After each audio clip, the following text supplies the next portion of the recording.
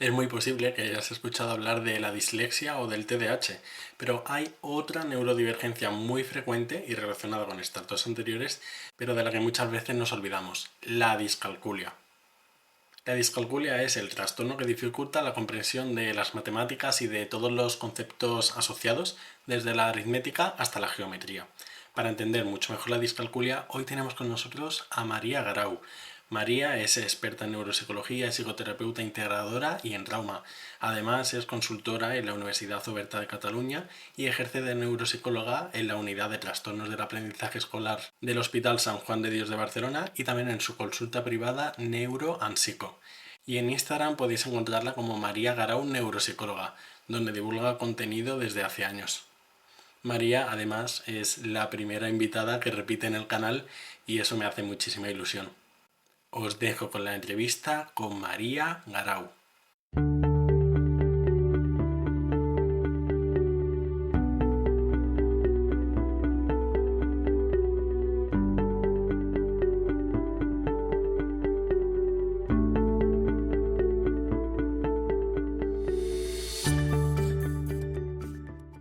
Buenos días, María. Muchas gracias por venir. La primera Buenos días. persona que repite en el canal.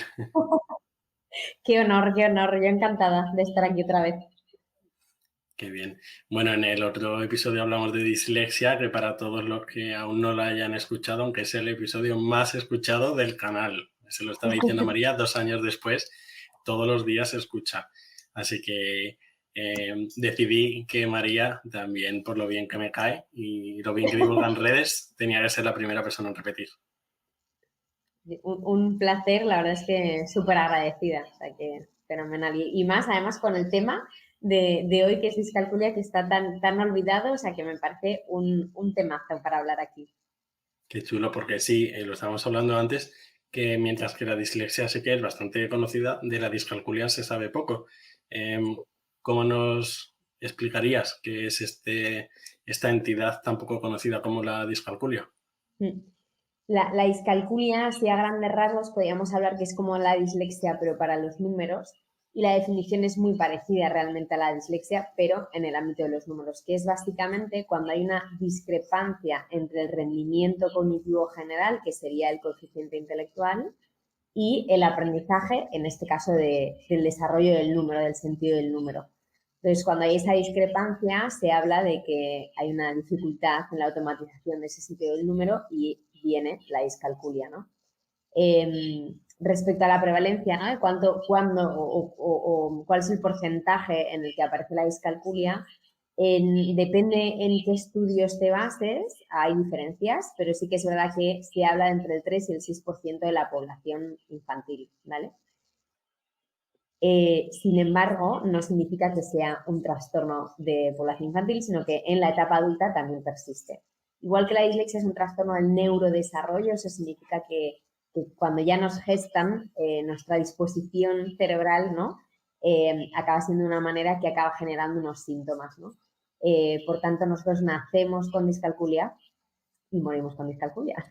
Así que tenemos. La misma frase que dijiste con la dislexia. Efectivamente. Sí, sí, es algo que digo mucho. Además, a las familias y a los pacientes adultos lo explico así, porque realmente pues es una parte de ti, no solo eres la discalculia, pero evidentemente es una parte que formas, que te forma, ¿no? Entonces hay que aprender a convivir con ella y eso es la parte de la intervención. Una parte importante de la intervención es ese aprendizaje de convivir con la sintomatología de forma amable o de aceptar, ¿no? Pues las limitaciones que tengo, porque es así, pero también pues aceptar a manejarme, ¿no? Con esta sintomatología. Exacto. Ujú.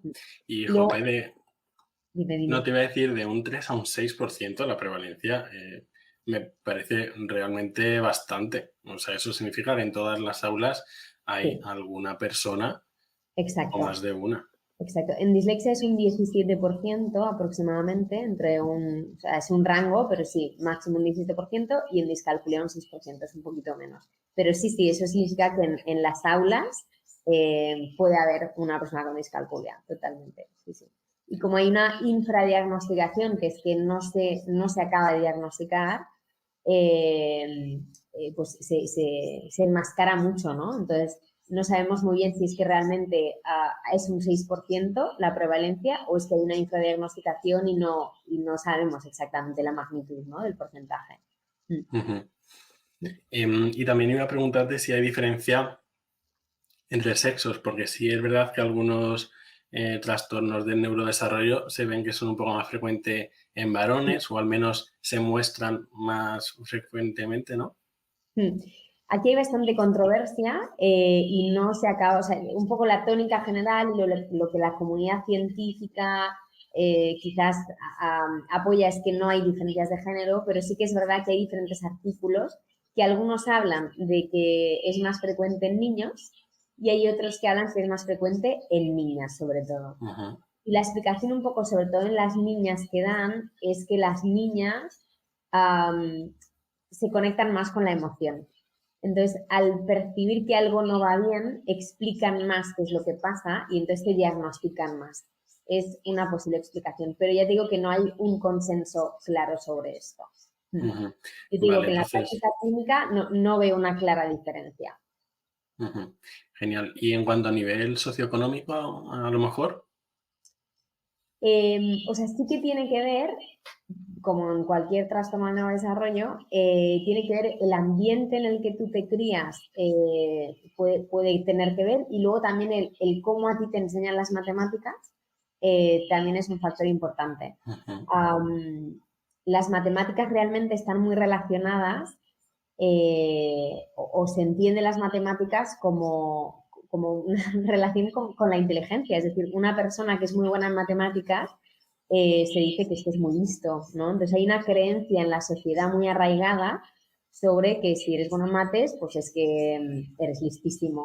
Por tanto, la lectura al revés de esa creencia es que si no soy bueno en mates es que soy tonto, ¿no? Entonces, si mi mamá ya se relaciona así con las mates porque de pequeñita le han sido fatalíticas en mates, pues lo que a mí me transmite es que las mujeres de esta casa, por ejemplo, no son buenas en mates, ¿no?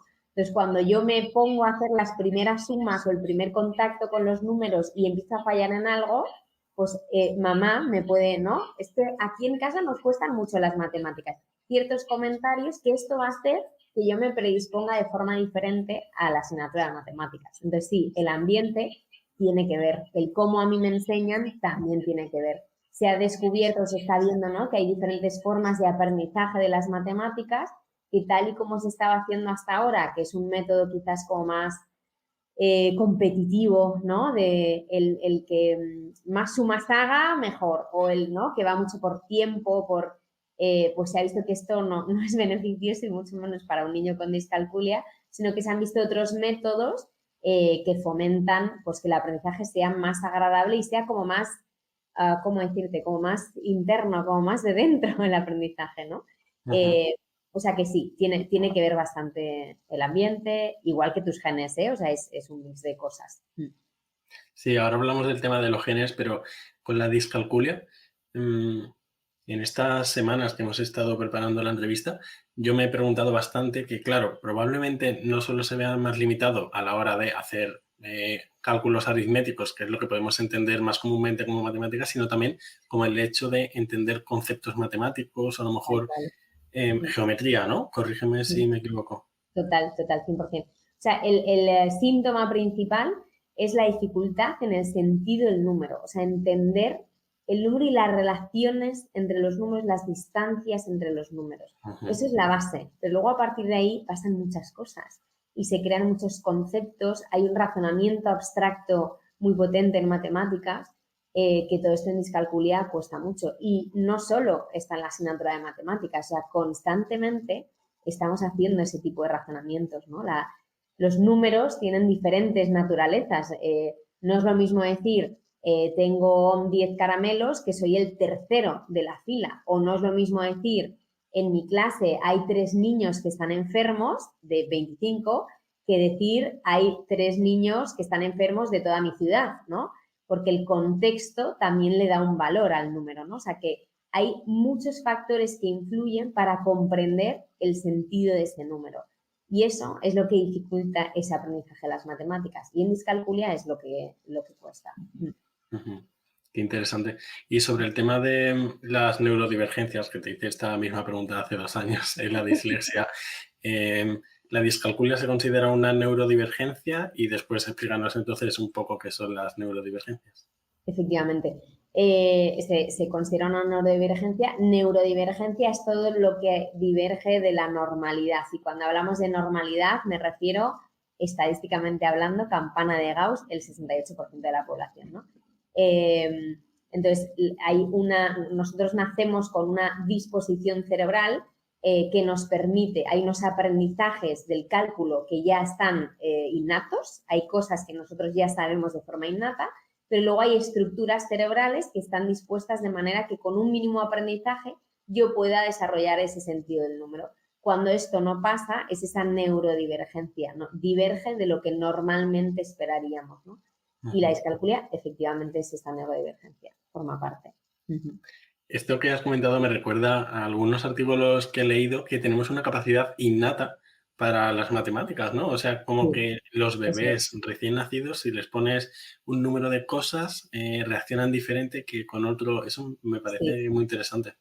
exacto. Hay dos habilidades que son innatas, que lo llamamos los precursores, que son habilidades que me permiten predecir cómo va a ser después mi desarrollo del sentido del número. Igual que en la dislexia tenemos la conciencia fonológica, que es un precursor al desarrollo posterior de la lectura, en discalculia tenemos dos precursores. Uno es el subitizing, o en castellano la subitización, que es en un golpe de vista tú puedes saber cuántos estímulos hay. Si yo ahora nos vieran y pongo en la mano los dedos de forma que haya 3 dedos, tú en un golpe de vista sabes cuántos estímulos hay, no tienes que contar. Pues esto los bebés ya saben desde pequeñitos si hay uno o más estímulos. Que esto no solo es del ser humano, sino que hay animales que también comparten esto, como los peces, por ejemplo. O sea que la subitización es el primer contacto sobre el sentido del número que tenemos. Esto por un lado, y por otro lado tenemos otra habilidad que es el sistema de aproximación numérica, que es que es un sistema que me permite saber aproximadamente las cantidades. Por ejemplo, cuando mamá me pone el plato de espaguetis a mí y a mi hermano, yo cojo el que tiene más. Pues es gracias al sistema de aproximación. O nosotros cuando te vas al supermercado y te pones en la cola que tiene menos, es gracias al sistema de aproximación. No cuentas, sino que aproximas, ¿no? Y esto también es innato. Entonces son dos habilidades que en discalculia esto ya va a costar. Y por eso va a causar que ese sentido del número se vea perjudicado, porque ya desde pequeñitos, ¿no? de forma innata, lo que tendría que desarrollarse no se desarrolla normalmente. Y eso Bueno, acarrea esto, otros síntomas. Dime, dime. bueno, me han encantado estos conceptos, no los había escuchado nunca, me han encantado. Em, Me parece que tiene potencial para hacer un diagnóstico muy precoz, ¿no? Sí, o sea, efectivamente en los trastornos de aprendizaje, tanto en dislexia como en discalculia, hay precursores que nos van a permitir, no sé si tanto para un diagnóstico, pero sí ponernos en preaviso. Y eso nos va a permitir hacer una intervención temprana de forma que si es un retraso en la adquisición de ese aprendizaje, nos va a permitir ponernos en la normalidad, o si realmente es un trastorno, nos va a permitir que la discrepancia con el grupo normativo sea menor, ¿no? Entonces, el impacto sea menor de la sintomatología. O sea que el estar atento a estos precursores nos va a ayudar a que el pronóstico pues, sea mejor. Ujú. Claro, creo que hacer diferentes escalas o pruebas seguramente sea difícil y a lo mejor está en desarrollo, pero em, bueno, creo que tendría potencial dárselo a los niños de primero de infantil, ¿no? Para ver cómo están y hacer un abordaje temprano. Bueno, eso se Correcto. hace.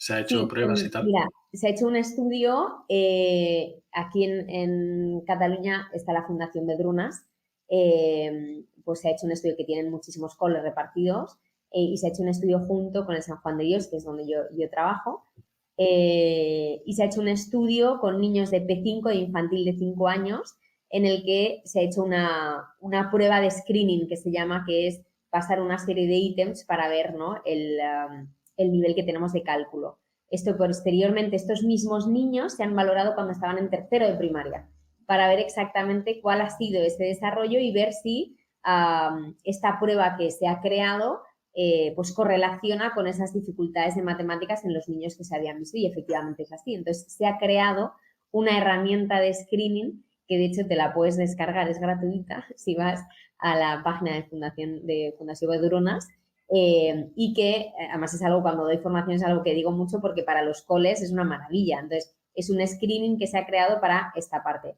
y está tanto en dislexia como en discalculia. O sea que sí que existen este tipo de pruebas, aunque todavía no estamos empapadas de ellas. O sea que todavía hay que, y de hecho es algo que trabajamos mucho los que trabajamos en trastornos de aprendizaje, en la detección temprana y trabajar mucho en inculcar que desde aula pues tenemos que indagar sobre esto y detectar, ¿no?, de forma temprana. Ujú. Bueno, claro, eso es como un poco más difícil, pero así síntomas que puedan tener los niños pequeños, ¿qué recomendarías a los profes que nos escuchen o a los padres, que son muchos, porque con un 6% de prevalencia hay niños con discalculia? Claro. O sea, el síntoma principal, yo te diría, hemos visto, ¿no?, que hay un déficit en el sentido del número y esto hace que yo no entienda las relaciones entre los números. Entonces es como que una persona con discalculia entiende el número como un todo.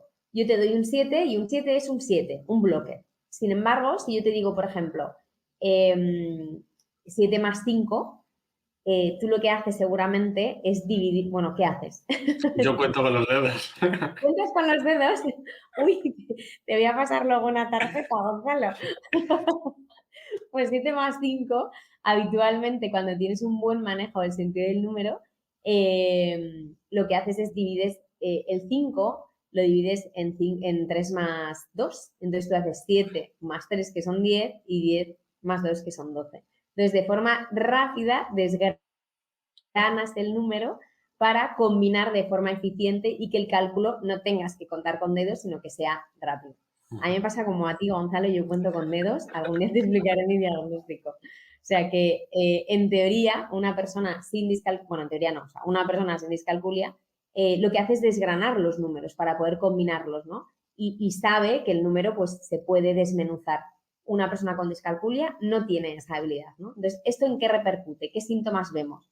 Vemos el subitizing y el sistema de aproximación que pueden estar afectados. Por eso niños que hacen pues una operación y les sale un resultado aberrante, dicen, no sé, pues tú sabes que 20 más 7 pues darán en torno a 30, 40 aproximadamente. No te puede dar 150. Pues un niño con discalculia no sabrá si es un resultado lógico o no, porque el sistema de aproximación no está desarrollado. Entonces no puede valorar esto, ¿no?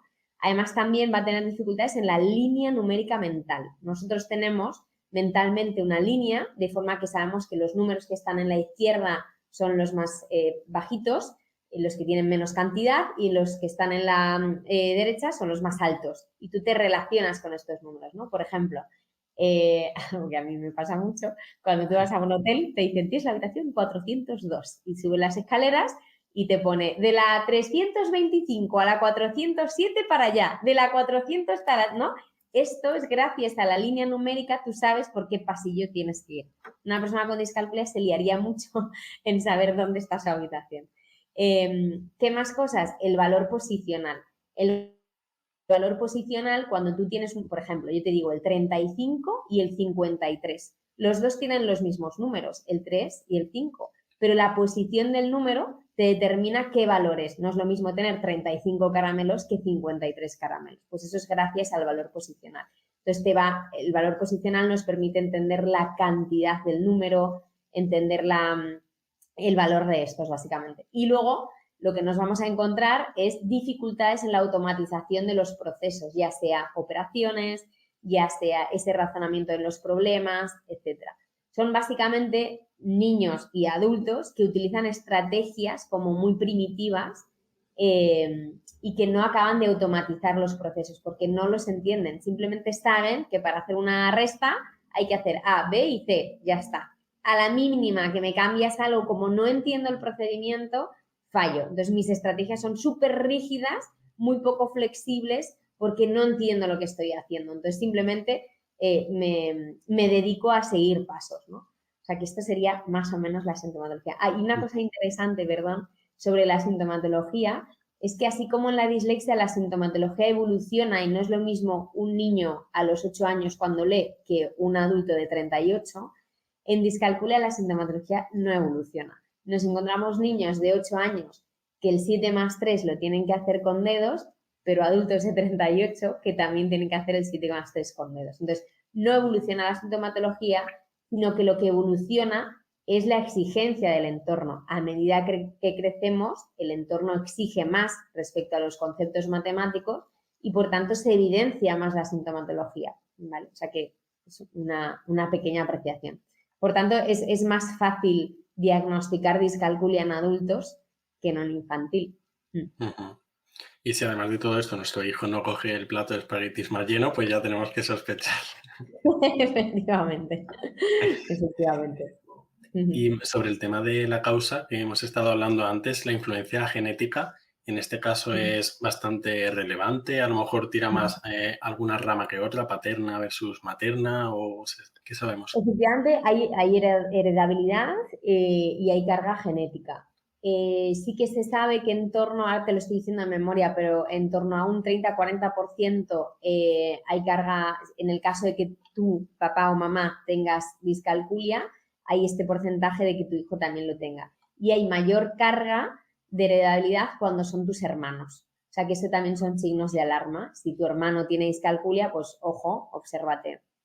Exacto. Ujú. De todas formas, sí que se ha determinado que hay una causa genética, pero digamos que se habla de una multigenética. Hay varios genes que están implicados y por sí solos los genes no es suficiente, sino que tiene que haber un ambiente, que eso es lo que llamamos el concepto de epigenética, que es que el ambiente junto con esos genes hace que se expresen de una manera u otra esos genes. Por eso hablábamos de cómo en casa tratan las matemáticas es importante, el sistema de aprendizaje que se utiliza en el cole es importante, cómo es mi profe a la hora de enseñar las mates también es importante. O sea que hay un cúmulo de cosas, de factores que van a hacer que se evidencie más o menos, o de forma más intensa o menos la sintomatología.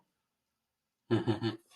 Y respecto a cómo se relaciona con otro tipo de problemas del neurodesarrollo, como la dislexia o el TDAH, porque ya sabemos que la comorbilidad, por ejemplo, entre dislexia y TDAH, pues es relevante, ¿no? ¿Con Exacto. discalculia pasa algo parecido? Sí. Aquí la mayor comorbilidad es sobre todo con dislexia, porque básicamente comparten áreas anatómicas. Si quieres, acabo esta pregunta y luego hablamos, si quieres, del Ujú. funcionamiento cerebral. Entonces, efectivamente, hay casi un 60%, hay autores que hablan de que hay un 60% de comorbilidad con dislexia, que convive tanto discalculia como dislexia. Y con TDAH no es tanta, pero también hay bastante, diría que es un 40% aproximadamente. Normalmente cuando hay un trastorno de aprendizaje ya hay más probabilidad de que tengas otro. Entonces la comorbilidad puede estar servida. O sea que es muy, muy importante cuando haces una valoración neuropsicológica atender no solo a la demanda de la persona, ¿no? Nosotros cuando en la consulta privada nos vienen adultos para valorar esto, no únicamente valoramos cálculos, sino que valoramos todas las funciones cognitivas, porque es muy probable que si hay un trastorno de aprendizaje pueda haber otro. O sea, que es muy importante esa globalidad. Y, Y perdón, y el que haya más de un trastorno de aprendizaje va a interferir en el pronóstico. O sea, cuanto más trastorno de aprendizaje tenga, pues el pronóstico será peor, está claro. claro. Y el tema de las bases cerebrales, neuronales, ¿cuál es la diferencia entre un cerebro de una persona con discalculia versus el cerebro de una persona sin ello? Pues primero yo creo que hay que entender bien cómo se explica el sentido del número en una persona sin dificultades de cálculo, que es básicamente, esto apareció en los años 90, un modelo que se llama el modelo triple código, que explica que nosotros tenemos tres sistemas para entender el número, ¿vale? Un primer sistema que es el sistema visual, que es básicamente pues, el número 3 escrito, por ejemplo, o sea, el número arábigo. Y todo lo que entra a nivel visual de números se trabaja desde este sistema visual, ¿vale? Hay otro sistema que es el sistema verbal, que es el que te da la etiqueta verbal. Pues el número escrito 3, la etiqueta verbal es 3, ¿vale? Ujú. Tanto este sistema visual como el sistema verbal no tienen carga semántica, no tienen contenido, son simplemente etiquetas. Es como la correspondencia entre un estímulo visual y un estímulo verbal, esa correspondencia, ¿vale?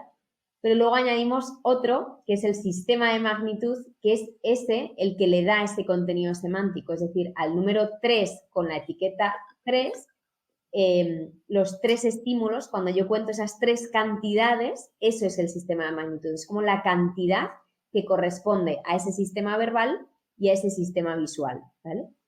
Estos 3 sistemas están representados o implicados diferentes áreas de nuestro cerebro, que están en la parte posterior de nuestro cerebro, es decir, como en la parte de atrás, ¿vale?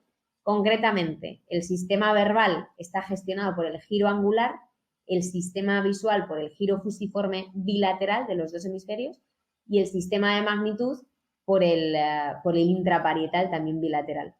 ¿Qué pasa? Que en dislexia hay 2 áreas que son muy claves, que es el giro angular y el giro fusiforme, que son 2 áreas que se comparten con la discalculia. En el caso de la dislexia, el giro angular te permite hacer la correspondencia grafema-fonema, que es fundamental para aprender a leer, y en el giro fusiforme te permite hacer una representación ortográfica de la palabra y una representación visual de la palabra. Eso te permite darte cuenta de si hay una falta de ortografía. Entonces, estas 2 áreas están muy, muy implicadas tanto en discalculia como en dislexia. Por eso es tan común encontrarlas a la vez.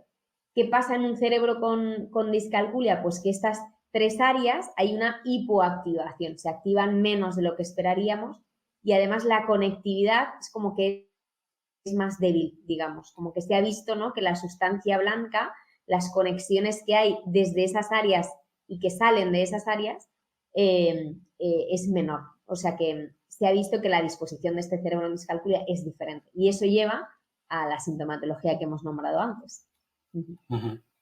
Qué interesante saber cómo las estructuras realmente son las mismas o muy parecidas porque te hace entender por qué es tan frecuente que ocurran ambos procesos a la vez. Luego, respecto al TDAH que preguntábamos antes, el TDAH, el área anatómica más implicada es el lóbulo prefrontal, que es justo el área anterior, ¿no? En discalculia y dislexia es posterior, en la parte de detrás del cerebro. Pues el lóbulo prefrontal está en la parte como más, como te diría, en la parte de la frente.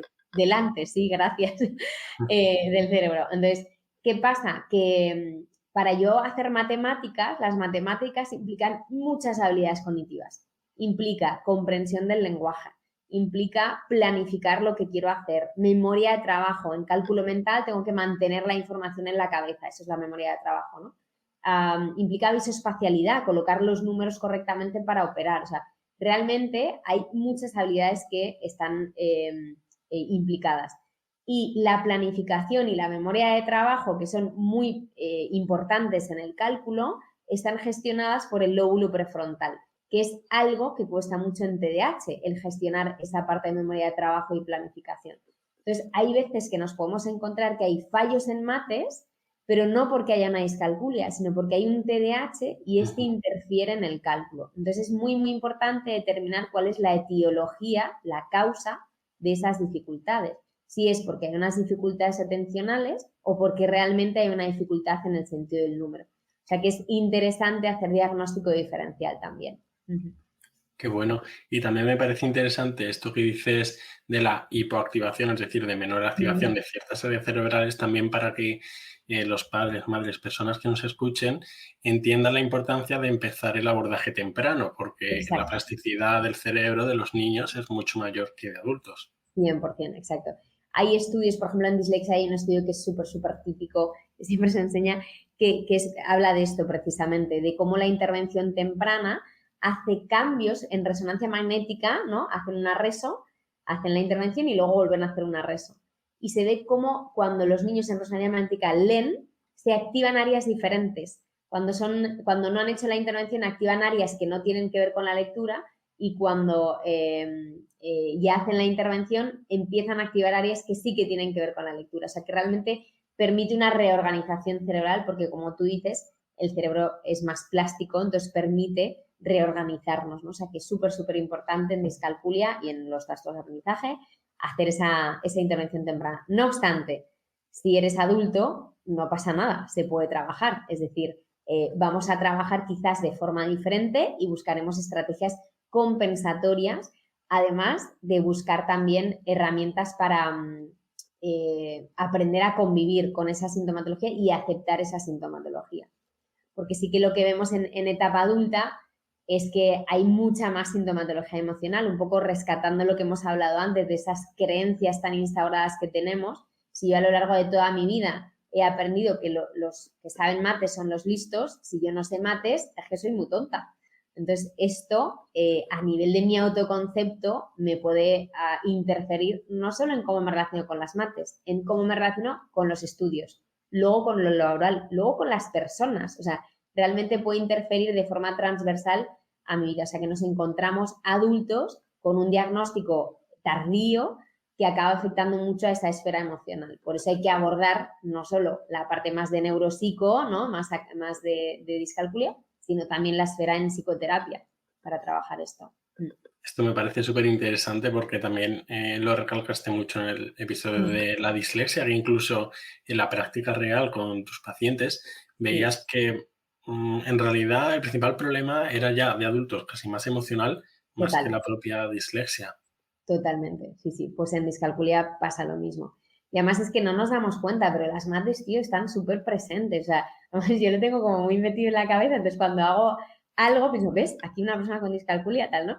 Por ejemplo, el otro día que tenía que comprar un mueble, pues medir las medidas y que esto encaje en el espacio de tu casa que tú quieres, pues una persona con discalculia le puede costar mucho. O pedir ropa por internet y saber tu talla, que tienes que medirte y saber, ¿no? Cuáles son las medidas de referencia, el tener una referencia de si esto es aproximado o no, esto en discalculia puede costar mucho, ¿no? O el simple hecho de irte con colegas a cenar y tener que cuadrar la cuenta o irte de viaje y tener que cuadrar cuentas, ¿no? O sea que está muy, muy instaurado el tema de las matemáticas. Y cuando alguien te ve sacar la calculadora, hostia, ¿no puedes hacer esto de cabeza, tío? Pues no, no puedo hacerlo. Pues no, mira, tengo discalculia. Exacto, sí. O sea que realmente hay también muchos juicios.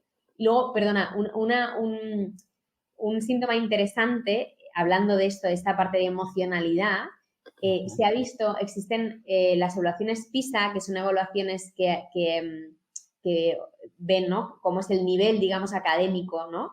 Una de las cosas que reportaban era que la asignatura que más estrés generaba eran las matemáticas. Así que se empezó un poco a estudiar esto en los años 70, cómo nos relacionamos con las matemáticas, y se vio que existe una ansiedad, una fobia específica para las matemáticas, que se llama ansiedad matemática. Y es una entidad diagnóstica que no tiene que ver con discalculia, es decir, puede ser que tengas ansiedad matemática y no tengas discalculia, o puede ser que sí, que convivan los dos juntos. Y es una fobia específica, ¿no? Igual que una persona, o sea, lo que se han visto en estudios es que el cuerpo reacciona igual a nivel fisiológico, conductual y emocional, igual que una persona con fobia a las arañas cuando se expone a una araña. O sea, que realmente existe una ansiedad específica para las matemáticas y que evidentemente pues se te activa o te detona, ¿no? Cada vez que tú te relacionas con números, que es muy frecuentemente en tu día a día. O sea, que es algo también a tener en cuenta, ¿no? Y el tema del abordaje, hablando primero de niños, ¿cómo planteas tú el abordaje en tus pacientes que son pequeños? En los pequeños trabajamos mucho la base, es decir, trabajamos mucho esa parte de sentido del número a partir de lo que se ha visto, ¿no? Es que el método más eficaz para enseñar las matemáticas es un método que pase por 3 fases, que es la primera fase, es la fase concreta, que es material manipulativo, es decir, descubrir el resultado a partir de mis manos para entender el concepto. Luego pasar a una fase gráfica, que es con dibujos, una fase pictórica, y luego una fase abstracta, que la fase abstracta es el 3 más 8 que nosotros nos ponen en el cole, ¿no? Entonces, hasta ahora, o hace unos años, en el cole directamente íbamos a la fase abstracta y ya está. Pues ahora se ha visto que lo ideal es pasar por esas 3 fases y no correr en esa transición. Entonces, trabajar la base del sentido del número teniendo en cuenta estas bases. Esto cuando son pequeños. Cuando son mayores, trabajaremos mucha psicoeducación, entender muy bien qué es la discalculia y separarlo mucho de la capacidad cognitiva. Es decir, no tiene que ver la inteligencia con la discalculia, puede ser una persona muy inteligente o una persona inteligente, pero tener discalculia, ¿no? Entonces, mucha psicoeducación sobre lo que es el trastorno, sí que se puede atender a ciertas bases similar a lo que hacemos en infantil para tener cierto manejo del número y sentirme más seguro cuando pasan cosas en mi día a día con respecto a los números. Y luego otra parte importante son estrategias compensatorias, pues tipo calculadoras, aplicaciones, etcétera, que me ayuden, ¿no?, a relacionarme mejor con esto. Esto a nivel más de cálculo, pero luego aparte todo el bloque que hemos dicho de psicoterapia, que también es interesante abordarlo en adultos. Y de esto último que has dicho de calculadoras y tal, tus pacientes un poco más mayores o a lo mejor como medidas compensatorias en su día a día que usan, ¿qué les puede servir? Como eso, llevar la calculadora, bueno, ya la llevamos en el móvil siempre en realidad, pero ¿qué tipo de cosas pueden servirles? Claro, realmente tenemos, en adultos sería sobre todo calculadora y el móvil, yo qué sé, si por ejemplo te vas de viaje, pues te vas de viaje y la moneda no es la tuya, sino que tienes que hacer cambio, pues bajarte conversores que sea súper rápido hacer la conversión, ¿no? O sea que, o yo qué sé, en webs cuando tienes que hacer los porcentajes, ¿no? Estoy de rebajas en esta web y quiero ver pues también calculadoras ¿cómo se dice?, conversores, ¿no?, en el momento. O sea que utilizar mucho las herramientas tecnológicas, se basa mucho en herramientas tecnológicas que tú necesites para ese momento. Ahora tenemos ChatGPT, que le haces cualquier pregunta y te hace la respuesta, o sea que tirar mucho de Y las si no se herramientas. la inventa. Y no se la inventa y te quedas tan ancho, exacto. Entonces tirar mucho de esas herramientas tecnológicas que tenemos. O sea, en realidad muy de la mano de la tecnología en este sentido, la Total, verdad. total, 100%, exacto. Y te quería preguntar, ¿cómo acoge la gente el diagnóstico? Por un lado, pacientes y después familiares, a lo mejor si el paciente es pequeño, porque claro, tú le dices, bueno, sí, tiene discalculia. ¿Disqué? O sea, no, Claro. no conoce la gente qué es la discalculia. ¿Cómo suelen acoger el diagnóstico? Yo te diría que no solo en discalculia, sino en general en los diagnósticos, lo que yo observo, tanto en adultos como en infantil, es alivio, o sea, sienten muchísimo alivio. Eh, yo creo que lo siento más en adultos, pero es verdad que los niños expresan menos y también la historia de vida que tienen es más corta, entonces es diferente, pero también pasa. Sobre todo es entender que es que no soy tonto, es que esta es una frase que es muy común, ¿no? Hostia, es que no soy tonto, es que me pasa esto, es que tengo dislexia, es que tengo discalculia, es que tengo TDAH, ¿no? Y cuando entiendo esto, además de generar alivio, me genera mucha comprensión sobre mí, sobre mi funcionamiento. Y la comprensión genera paz y tranquilidad. O sea que realmente el diagnóstico, el 90% de las veces se recibe muy bien y te da mucha comprensión sobre ti mismo, ¿no? Y es como una labor de autoconocimiento brutal, porque te permite determinar, ¿no? La exploración neuropsicológica te permite determinar cuáles son tus puntos fuertes, tus puntos débiles, de dónde viene todo esto, ¿no? Y esto, jolín, es una súper labor de conocerte y de entenderte. O sea que en general se acoge muy bien. En realidad recibir un diagnóstico es casi como un duelo, Sí, porque es como, bueno, pues como una pérdida de algún modo, porque un duelo es una pérdida. Y bueno, también tener esta información objetiva creo que te ayuda a medir mejor las expectativas, porque creo que muchas veces el malestar es por expectativas. total.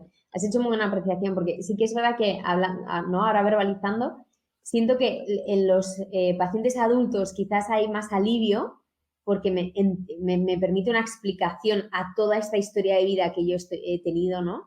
Y sin embargo, en niños, los padres sí que siento más ese duelo, porque hay una expectativa de tu hijo que de repente ya no es y hay que cambiar esa proyección, ¿no? Entonces sí que hay un duelo a futuro que se llama, ¿no? Que es todo eso que yo pensaba que iba a ser, que a lo mejor ya no es, ¿no? Sí. Es como, bueno, pues no, no va a ser ingeniero, a lo mejor, o le va a costar mucho más.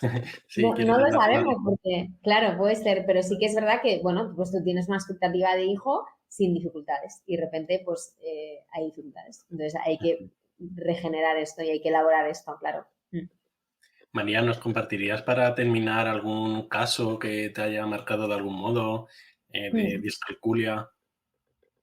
Yo creo que hay uno así que me viene a la mente, que es de una adulta que vino para hacer diagnóstico de descartar atención y algo de cálculo y efectivamente se confirma el diagnóstico de TDAH y de discalculia. Fue un trabajo súper bonito, el diagnóstico le generó un alivio tremendo porque le interfería mucho en el día a día y en el trabajo sobre todo. Entonces hicimos una intervención, primero intervención en neuropsicología para dar estrategias para que en su trabajo le interfiriera lo menos posible y luego de ahí pasamos al bloque de psicoterapia que fue un trabajo súper, súper chulo porque había una historia de trauma muy importante. Entonces elaboramos ese trauma y realmente se empezó a relacionar con ella misma muy diferente y la verdad es que fue un trabajo muy bonito. Qué bonito. Muy bien, María, pues antes de irnos, dinos dónde puede encontrarte la gente que quiere trabajar contigo, recomendarte, dónde podemos verte en Uh-huh. redes sociales.